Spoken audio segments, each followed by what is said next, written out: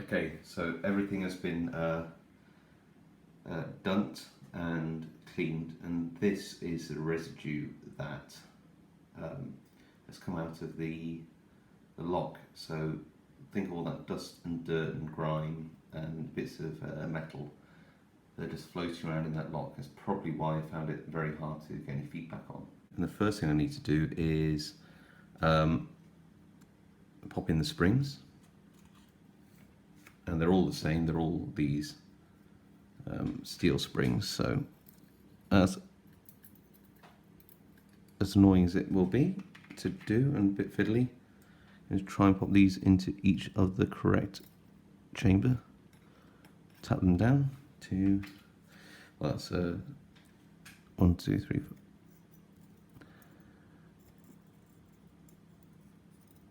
4. That's 6, 5, 4,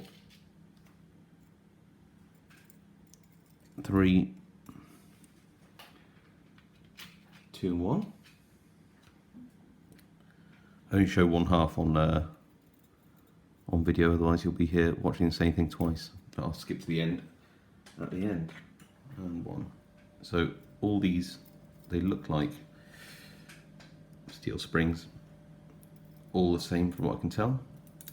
Now in the Bible, this has all been cleaned nicely and degreased, and had a bit of water displacement, all sprayed in and dried out. Okay, so now I need to just pop in the pins in order, these key pins. I'm going to drop those in one at a time. Here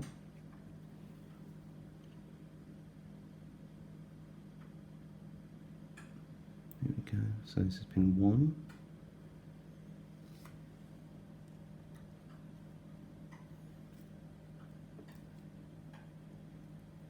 Pin 1.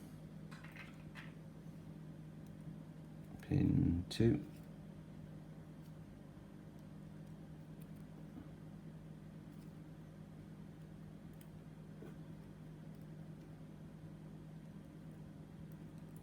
Pin 2. Pin 3. A very, very long pin 4.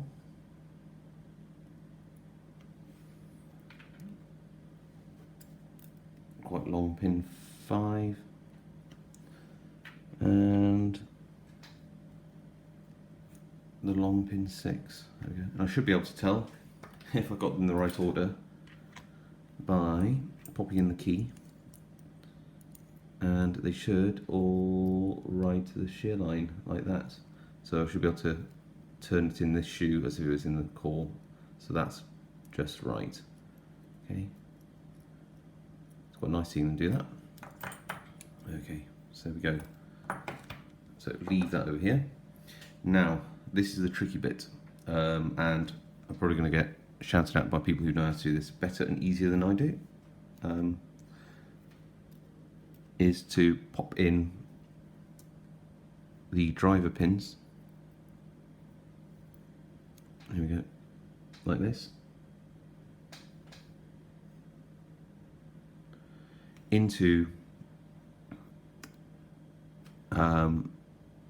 their relative positions, and then keep them down with this pinning shoe as we go along. So I don't know how possible this is going to be, but let's give it a go anyway. Okay, so just using a Leatherman to pop that down and try and get the pinning shoe on.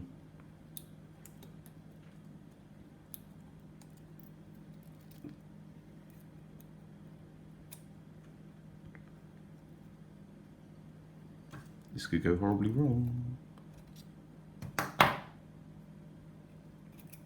Aha, we got one. Okay, so that's not going to hold very well until I get the next driver pin in, I think.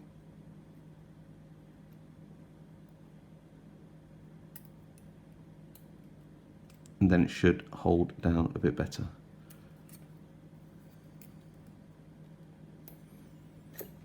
I appreciate this isn't actually what you're supposed to use a one of these little pin sliders for, but that's what I'm using it for. And we'll go on like that. So I'm going to pause the video while I put the other pins in. I don't think you want to see that in any detail. And I'll see you in a second. Okay, so that took probably a good 10 minutes to get all of those pins in the right place. And now I need to do two things, which is align this cam at the back of the lock, and also to slide in this core, which has all the pins in, the key pins in.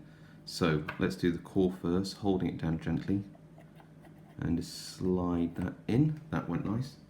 I need to probably slide it back out a bit to get the cam at the back of the lock in. I suppose I don't actually need to do this bit, but I will just for completeness. Just by moving it forwards a little bit, popping this down into the lock.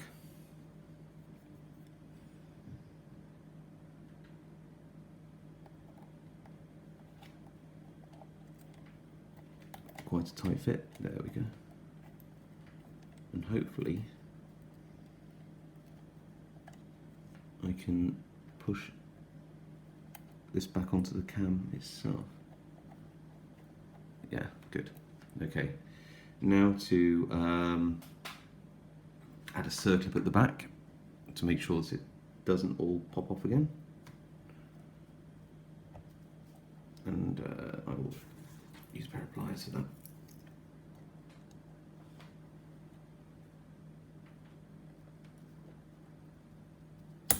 And there we go. So hopefully, if I've done it right, and who's saying I haven't, that should work like a normal lock. There we go. So I'll be back in a minute once I've reassembled the other side. And there we are. The whole thing's been reassembled, and I put a little bit of oil in its way as well. So it should just be beautiful and smooth now on both sides. I have to say that that was quite tough to get the second side in. So I don't know if I'd recommend trying to clean and gut a lock like this unless you have one of those fancy front pinning systems, which I don't. So I need to figure out how to get hold of one of them, because this did take quite a long time. Anyway, thanks for watching. I'll see you next time.